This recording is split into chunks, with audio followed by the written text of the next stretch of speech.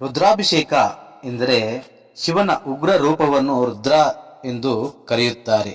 ಶಿವನು ಉಗ್ರ ಸ್ವರೂಪಿಯಾಗಿದ್ದರಿಂದ, ಅಂದರೆ ರುದ್ರನಾಗಿದ್ದರಿಂದ ಶಿವಲಿಂಗಕ್ಕೆ ನಿಯಮಾನುಸಾರ ಪವಿತ್ರ ಸ್ನಾನ ಹಾಗೂ ಅಭಿಷೇಕ ಮಾಡಿದರೆ ಅವನು ಶಾಂತಮೂರ್ತನಾಗುತ್ತಾನೆ. ಇದಕ್ಕೆ ರುದ್ರಾಭಿಷೇಕ ಎಂದು ಕರೆಯುತ್ತಾರೆ. ರುದ್ರಾಭಿಷೇಕ ಶಿವನಿಗೆ ಬಹಳ ಪ್ರಿಯವಾದದ್ದು. ರುದ್ರಾಭಿಷೇಕವನ್ನು ಮಾಡಿದವರಿಗೆ ಶಿವನು ತನ್ನ ಭಕ್ತರಿಗೆ ಬೇಡಿದ ವರಗಳನ್ನು ನೀಡುತ್ತಾನೆ.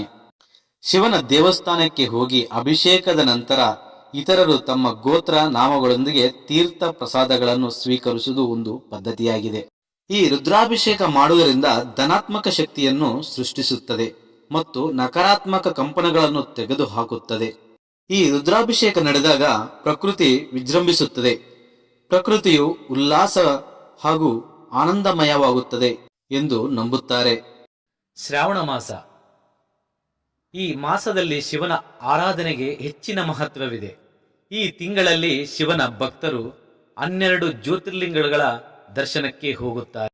ಲಕ್ಷಾಂತರ ಭಕ್ತರು ಸದಾ ಶಿವನ ದೇವಾಲಯಗಳಲ್ಲಿ ಪೂಜೆ ಸಲ್ಲಿಸುತ್ತಾರೆ.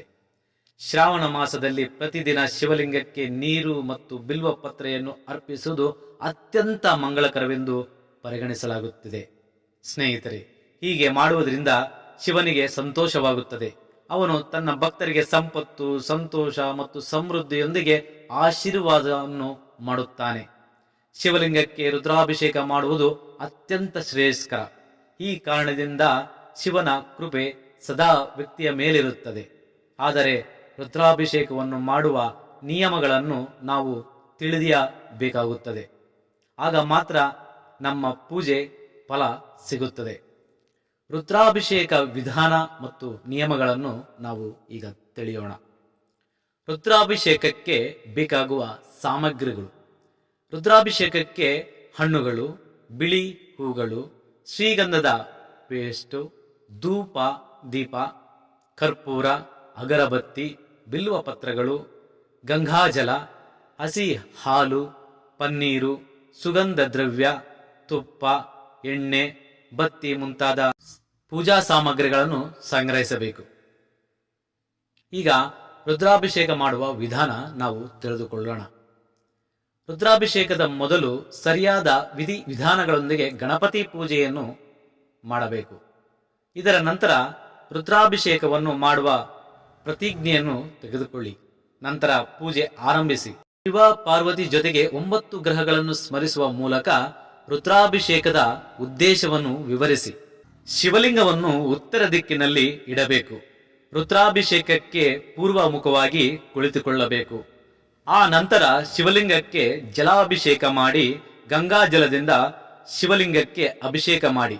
ಇದರ ನಂತರ ರುದ್ರಾಭಿಷೇಕದಲ್ಲಿ ಬಳಸಿದ ವಸ್ತುಗಳನ್ನು ಶಿವನಿಗೆ ಅರ್ಪಿಸಿ. ಕೊನೆಗೆ ಶಿವನಿಗೆ ಪ್ರಸಾದವನ್ನು ಅರ್ಪಿಸಿ. ಪೂಜೆಯಲ್ಲಿ ಬಳಸುವ ನೀರು ಮತ್ತು ಇತರ ದ್ರವಗಳನ್ನು ಕುಟುಂಬದ ಸದಸ್ಯರ ಮೇಲೆ ಸಿಂಪಡಿಸಿ ಪ್ರಸಾದವಾಗಿಯೂ ಅದನ್ನು ಸ್ವೀಕರಿಸಬಹುದಾಗಿದೆ.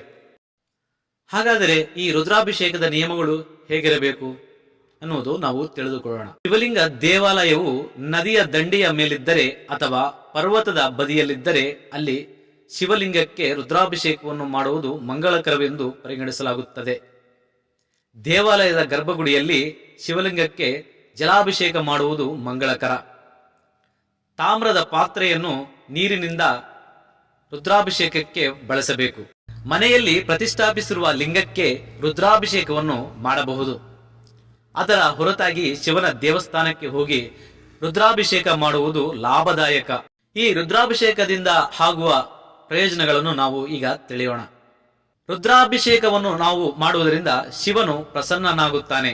ಭಕ್ತರಿಗೆ ಐಶ್ವರ್ಯ ಮತ್ತು ಸಂತೋಷವನ್ನು ನೀಡುತ್ತಾನೆ. ಆಸ್ತಿಗೆ ಸಂಬಂಧಿಸಿದ ವಿವಾದಗಳನ್ನು ಪರಿಹರಿಸಲು ಶಿವಲಿಂಗಕ್ಕೆ ಮೊಸರಿನಿಂದ ರುದ್ರಾಭಿಷೇಕವನ್ನು ಮಾಡಬಹುದು. ಶಿವಲಿಂಗಕ್ಕೆ ಜಲಾಭಿಷೇಕ ಮಾಡುವುದರಿಂದ ವ್ಯಕ್ತಿಯ ಆರ್ಥಿಕ ಸ್ಥಿತಿ ಸದೃಢವಾಗುತ್ತದೆ ಮತ್ತು ಆರ್ಥಿಕ ಸಮಸ್ಯೆಗಳು ದೂರವಾಗುತ್ತವೆ ಎಂದು ಹೇಳಲಾಗುತ್ತಿದೆ.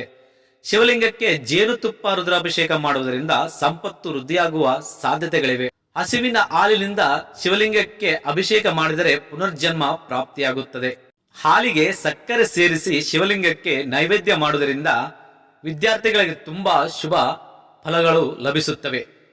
ತಮ್ಮ ವೃತ್ತಿಯಲ್ಲಿ ಉತ್ತಮ ಯಶಸ್ಸು ಸಾಧಿಸುತ್ತಾರೆ. ಓಂ ನಮಃ ಶಿವಾಯ.